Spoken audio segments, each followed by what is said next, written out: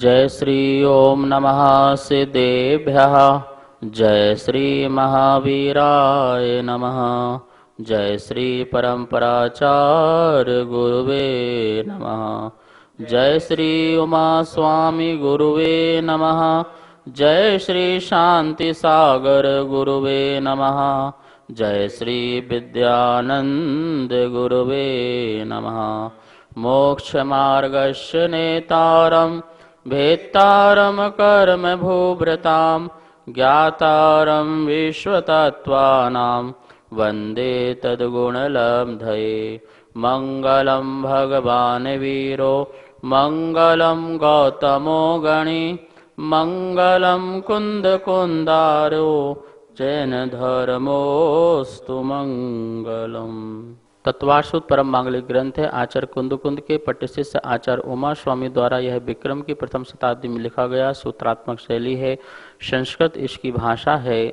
10 अध्याय विभाजित है। 7 तत्वों का वर्णन है। हम सब लोग 8वां अध्याय बंद अधिकार देख रहे थे। सूत्र नंबर 13 अंतराय कर्म के भेद देख रहे थे। दान और लाभ की चर्चा कर चुके थे। कल भोगांतराय कर्म की चर्चा चल रही थी कि हमारी इच्छाएं होते हुए भी हम भोग की चीज़ों को प्राप्त नहीं कर पाते हैं।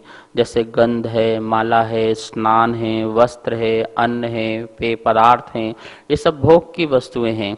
और इन भोग की वस्तुओं को कभी कभी हम इच्छाएं करते हैं ग्रहण करने की, पर वो इच्छाएं ही रह जाती हैं, उसमें हमें प्राप्ति नहीं हो पाती है। तो उस समय वो भोगांतराय कर्म का उदय माना जाता है।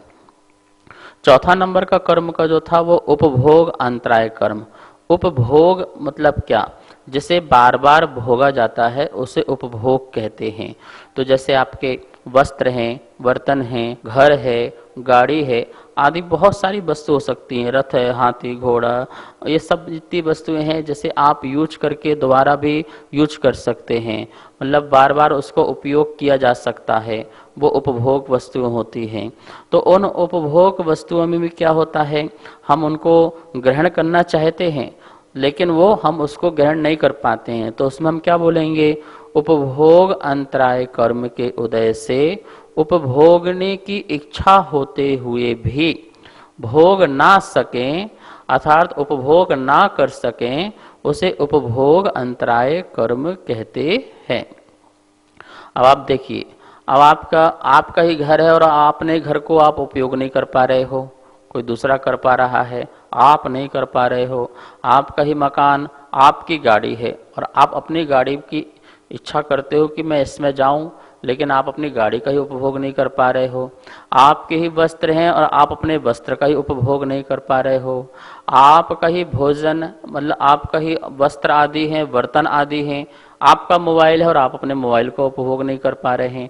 आपके अपने ही पैसे, धन दौलत संपत्ति पर आप इसका उपभोग नहीं कर पा रहे। उपभोग मतलब और क्या कहना चाह रहे हैं यहाँ पर? सुखानुबंध, जो सुखानुभव, सुख का अनुभव। देखिए भोग में भी और उपभोग में भी दोनों में ही सुख का अनुभव होता है, लेकिन दोनों में सुखानुभव की अपेक्षा तो एकता है, लेकिन भोग एक बार भोगे जाते हैं, उपभोग बार बार, इसकी अपेक्षा इसमें भिन्नता है। सुखानुभव दोनों में ही लगाना है, ठीक है ना। तो सुख का जो अनुभव आपको होना चाहिए, अपनी ही दौलत, अपनी संपत्ति, अपनी वस्तु आदि उस वस्तु का, लेकिन वो आपको ना मिल सके इच्छा होते हुए भी, तो भगवान कहते हैं उस समय आपका उपभोग अंतराय कर्म का उदय चल रहा है। जैसे मान लो कि ये कमरा आपने बनवाया और इस कमरे में आप ही ना रह पाएं, उसका सुख का अनुभव ना ले पाएं, तो ये क्या हो गया? उपभोग अंतराय कर्म। तो ऐसे कितना आप सब कुछ में लगा लेना, जो भी वस्तुएं आपने प्राप्त की हैं या आपकी इच्छाएं थी, लेकिन आप उसको क्या नहीं कर पाए हैं? उपभोग नहीं कर पा रहे हैं, वो सभी उपभोग अंतराय कर्म का उदय माना जाता है। अब 5वां है वीर्यांतराय कर्म। वीर्यांतराय कर्म क्या? जिसके उदय से कार्य करने का उत्साह होने पर भी निरुत्साहित हो जाता है, वह वीर्यांतराय कर्म कहलाता है। वो कुछ करना चाहता है, कुछ कार्य करने का उसके अंदर उत्साह होता है, लेकिन उत्साह होते हुए भी वह कार्य नहीं कर पाता है और निरुत्साह हो जाता है। तो उसका कौन सा कर्म का उदय आ गया? वीर्यांतराय कर्म का उदय आ गया। ध्यान रखना, वीर्यांतराय कर्म का क्षयोपशम जब होगा तभी आप उत्साह भी कर पाएंगे। उत्साह मतलब कि उत्साह के साथ साथ आप उससे कर भी पाएंगे, कर भी पाएंगे। ठीक है, इच्छा हुई, इच्छा मोहिनी कर्म के क्षयोपशम से इच्छा हुई और फिर आप वीर्यांतराय कर्म के क्षयोपशम से उसको कार्य को अच्छी तरह से उत्साह पूर्वक कर भी पाएंगे। लेकिन जब यदि उदय होगा तो आप निरुत्साही हो जाएंगे। जैसे उपवास करने की आपको इच्छा हुई, लेकिन आप उपवास नहीं कर पाए, तो कौन सा कर्म का हो गया? वीर्यांतराय कर्म का। आप दीक्षा लेना चाहते हैं, दीक्षा की इच्छा हुई, पर आप फिर निरुत्साह हो गए और दीक्षा नहीं ले पाए, तो फिर आपको वीर्यांतराय कर्म का उदय। तो जो कुछ भी आप अच्छा श्रेष्ठ करना चाहते हैं या बुरा भी करना चाहते हैं, उनके बीच में आपकी जो शक्ति प्रकट नहीं हो पाती है। देखो, आत्मा की शक्ति प्रकट होना बहुत जरूरी है। जब तक आत्मा का जो वीर है, बल है, शक्ति है, वह प्रकट नहीं होती है, तब तक हमारी इच्छाएं इच्छाएं रूप में ही रह जाएंगी। हम उसे कार्यान्वित नहीं कर पाएंगे उस कार्य को। इसलिए हमारी अंदर की शक्ति प्रकट होना चाहिए। कैसे होगी शक्ति प्रकट? तो हमारा यदि कर्म का उदय चल रहा है तो जिनकी शक्तियां प्रकट हुई हैं उनकी अनुमोदना करो। धन्य है मुनिराज, ठंडी गर्मी बरसात सब सहन करते हैं, इनकी आत्मा की शक्ति को नमन है। धन्य है परमात्मा जिन्होंने अनंत बल प्रकट किया है, जिसके बल से अनंत काल तक अनशन स्वभावी रहेंगे, अनंत ज्ञान, अनंत दर्शन, अनंत सुख स्वभावी रहेंगे। ऐसी आत्म शक्ति प्रकट की है। तो परमात्माओं की पूजा करो, आराधना करो, उनको नमन करो, उनकी शक्ति को नमन करो। तो आप दूसरों की शक्तियों की अनुमोदना करेंगे तो आपके अंदर भी शक्ति प्रकट होगी। शक्तिवान जीवों के पास रहेंगे तो आपका भी कर्म क्या होगा? ढीला पड़ेगा। ठीक है ना? तो वीर्यांतराय कर्म का तीव्र उदय होता है तो हम प्रतिमा आदि लेने की शक्ति प्रकट नहीं कर पाते हैं, एलक छुल्लक बनने की भी शक्ति नहीं प्रकट कर पाते हैं, और ना ही मुनि बनने की शक्ति प्रकट कर पाते हैं। हमारी दीक्षा आदि होती हैं तो उसमें मोहिनी कर्म का क्षयोपशम के साथ साथ वीर्यांतराय कर्म का भी क्षयोपशम होना चाहिए। देखो, देखने की, सुनने की, चखने की, छूने की, इसमें भी शक्ति लगती है। मति ज्ञान से, शुद्ध ज्ञान से हम वस्तु को जानते तो हैं, लेकिन उस जानने में भी शक्ति चाहिए ना। तो शक्ति में भी वीर चाहिए, बल चाहिए। तो उसमें यदि हमारा उसका क्षयोपशम नहीं होगा तो हम ज़्यादा देख नहीं पाएंगे, ज़्यादा सुन नहीं पाएंगे, ज़्यादा हम टेस्ट नहीं ले पाएंगे, चख नहीं पाएंगे, ज़्यादा हम स्पर्श ज्ञान नहीं कर पाएंगे। तो जितना जितना शक्ति प्रकट होगा हम उतना ही जान सकते हैं, और पूर्ण शक्ति प्रकट होती है तो हम पूरे विश्व को एक समय में जान सकते हैं, इतनी शक्ति होती है। कुछ लोग बोलते हैं कि केवल ज्ञानी जानते हैं, बार बार वही जानते हैं तो बोर नहीं होते हैं। बोर वो होते हैं जिनकी शक्ति क्षीण होती है। यदि शक्ति यदि पूर्ण प्रकट है तो बोर होने की बात ही नहीं बनती है। बार बार केवल ज्ञान में अनंत द्रव्य, अनंत उनकी पर्याय देखें तब भी वो बोरियत नहीं होते। एक तो मोहिनी कर्म नहीं है और एक शक्ति अनंत बल प्रकट हो गया है। तो वीर्यांतराय कर्म का उदय से हमारे अंदर कुछ कार्य करने की उत्साह शक्ति, उत्साह भाव होते हुए भी फिर भी हम अपनी शक्ति को प्रकट नहीं कर पाते हैं और निरुत्साह हो जाते हैं, हतोत्साह हो जाते हैं। उसके लिए हमें वीर्यांतराय कर्म का उदय मानना चाहिए। इस प्रकार से सूत्र के माध्यम से अपन ने दान, लाभ, भोग, उपभोग और वीर, ये 5 प्रकार चीजों में किस प्रकार से अंतराय आता है उसे आचार्य भगवान ने यहाँ पर सूत्र के माध्यम से बताया। नमोस्तु आचार्य श्री। अंतराय कर्म के उदय से जीव की कैसी स्थिति बनती है, कृपया समाधान करें। अंतराय कर्म के उदय से जीव की बहुत अच्छी स्थिति नहीं होती है। दान, लाभ, भोगो, भोग, वीर, ये 5 हैं। अब पांचों में देखिए, जो प्राणी दूसरों के दान देने और पाने में बाधक पहुंचाते हैं, वो भव भव में दरिद्र होते हैं, धन विहीन होते हैं, निर्धन होते हैं, असहाय होते हैं। इस प्रकार से दानांतराय कर्म के उदय से ऐसी स्थिति हुआ करती है।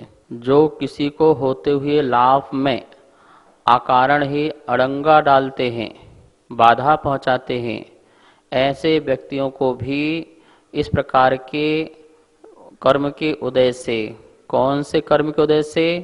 लाभांतराय कर्म के उदय से उनको भी सफलता की प्राप्ति नहीं हो पाती है और हर कार्य में उनके विघ्न आते ही रहते हैं। इसलिए किसी के कार्य में विघ्न, अड़ंगा आदि नहीं डालना चाहिए।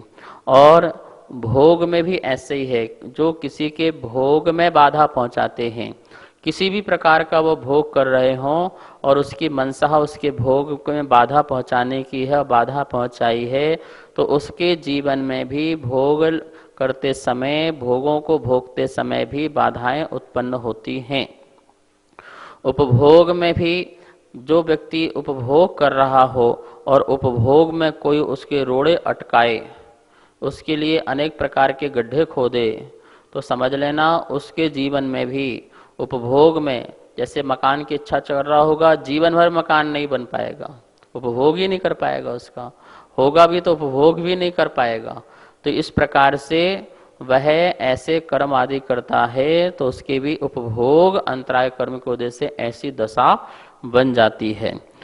जो दूसरों की शक्ति, वीर के विकास मार्ग में कांटे बोते हैं, क्या बोते हैं? कांटे बोते हैं, उनकी शक्ति नहीं प्रकट होने देते हैं, उनके योग्यता को प्रकट नहीं होने देते हैं, ऐसे उनके मार्ग में कांटे बोने का काम करते हैं।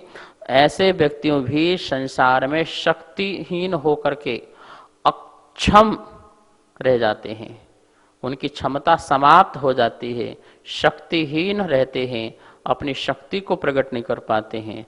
तो देखा अंतराय कर्म के उदय से जीव की किस किस प्रकार से विचित्र विचित्र दशाएं होती हैं। यह तो मैंने आपको संक्षेप में बताया, विस्तार में करेंगे तो इसकी दशाओं को देखेंगे तो पूरी दुनिया की हालत आप देख लो, आपको अपने आप पता चल जाएगा कैसे अंतराय कर्म की स्थितियां सामने आपके जीवन में भी बहुत घटनाएं घटी होंगी और घट रही हैं।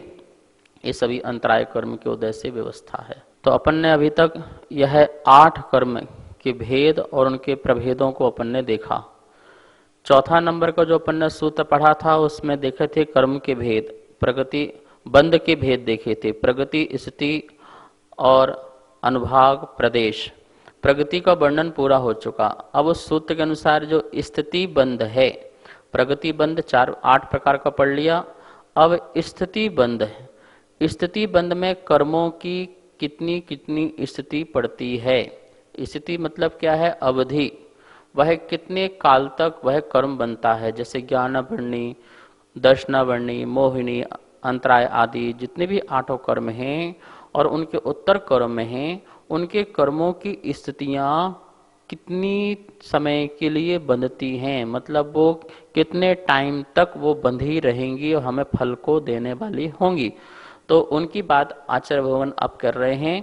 तो सूत्र में जो प्रगति हो जाने के बाद जो स्थिति बंध है उसकी चर्चा करेंगे। सूत्र नंबर 14 है, आप सूत्र को निकाल लेंगे 14 नंबर सूत्र को, और उसका पहले अपन उच्चारण करते हैं। आदि तस् तिसृणा मंतरायस्य च त्रिंशत् सागरोपम कोटिकोट्यः परा स्थितिः आदि तस् तिसृणा मंतरायस्य च त्रिंशत् सागरोपम कोटिकोट्यः परः स्थिति। इस प्रकार से सूत्र का उच्चारण हुआ। अब बोर्ड के माध्यम से भी इसका उच्चारण करते हैं, संधि विच्छेद भी और इसका अर्थ भी समझते हैं। अष्टम अध्याय का सूत्र नंबर 14। आदितस् तीसृणा आदितस, ये सातक लगाइए, आदितस तीसृणा मंतरायश मंतरायश चा त्रिंशत सागरोपम सागरोपम कोटि कोट्यः परा स्थिति। इस प्रकार से सूत्र का उच्चारण समझ में आ गया होगा आपको। अब देखिए इसका अपन संधि विच्छेद करते हैं। आदितः शा का विसर्ग हो गया, संधि विच्छेद करेंगे तो आदितः फिर निकलेगा तीसृणाम, मां तृष्णाम, उससे निकलेगा आ, तो अंतरायश्य। ठीक है, आदितः प्लस तीसृणाम प्लस अंतरायश्य प्लस चा तो है ही है, फिर त्रिंशत प्लस सागरोपम कोटि कोट्यः और परः स्थिति। अब देखिए इसका अर्थ समझिए। आदितः आदि के, आदितः आदि के, तृष्णाम तीन, कितने? आदि के तीन कर्म, 8 कर्म में आदि के तीन कर्म कौन कौन से हैं? ज्ञानावरणी, दर्शनावरणी और वेदनी।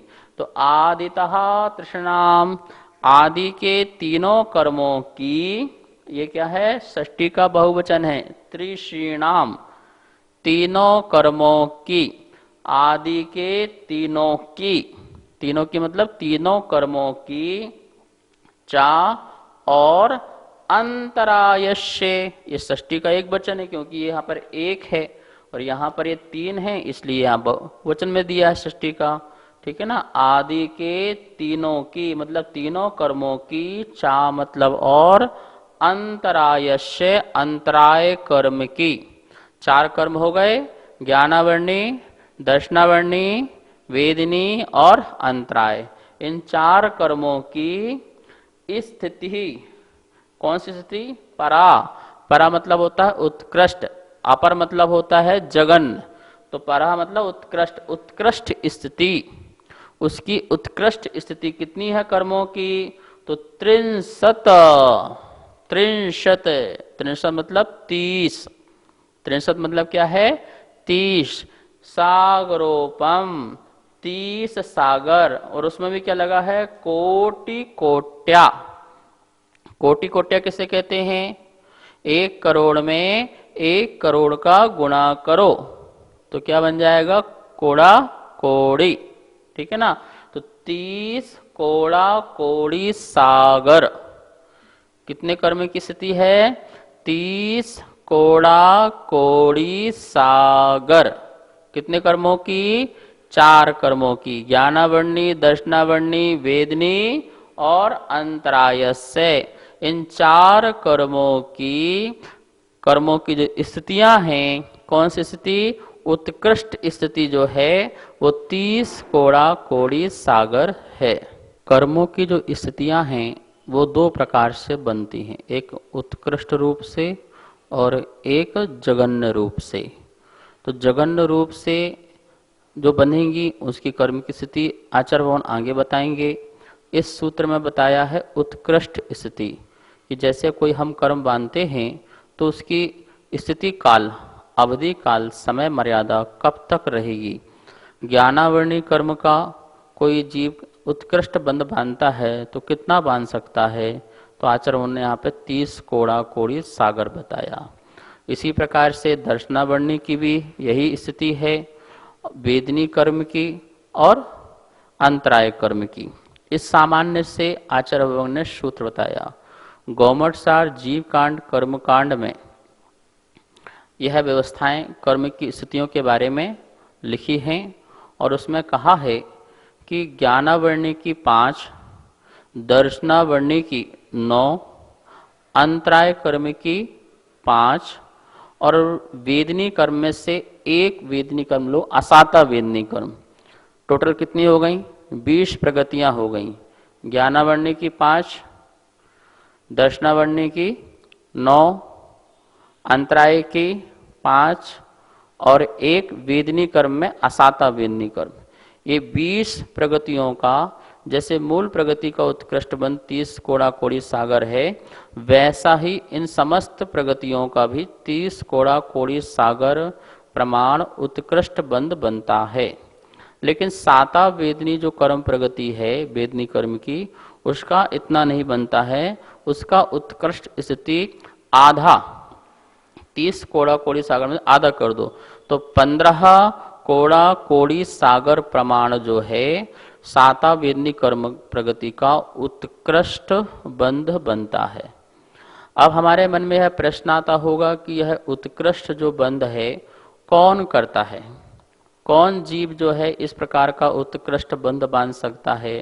तो आगम में आया हुआ है, राजवार्तिक में आचार्य अकलंक देव ने कहा है, जो संगी पंचेंद्री जीव है और वो भी पर्याप्तक, संगी पंचेंद्री पर्याप्तक जीव ही इस प्रकार के उत्कृष्ट कर्मों का बंध कर सकता है। असंगी नहीं कर सकता है, एक इंद्री नहीं कर सकता है, 2 इंद्री, 3 इंद्री और 4 इंद्री जीव और असंगी पंचेंद्री जीव ये उत्कृष्ट कर्म का बंध नहीं कर सकते। इन यहाँ पे जो कर्म की बात कही गई है 4 कर्मों की, संगी पंचेंद्री जीव ही। संगी पंचेंद्री में कौन, जैसे मनुष्य है और त्रियंच में पंचेंद्री जानवर आदि हैं, नारकी 5 इंद्रिय हैं और जो देव गति के देव और देवियां हैं। तो इस प्रकार से यह उत्कृष्ट बंध को बांध सकते हैं। मतलब कि देखो, यदि ज्ञाना वर्णी कर्म का उत्कृष्ट बंध बन लिया तो 30 कोड़ा कोड़ी सागर प्रमाण।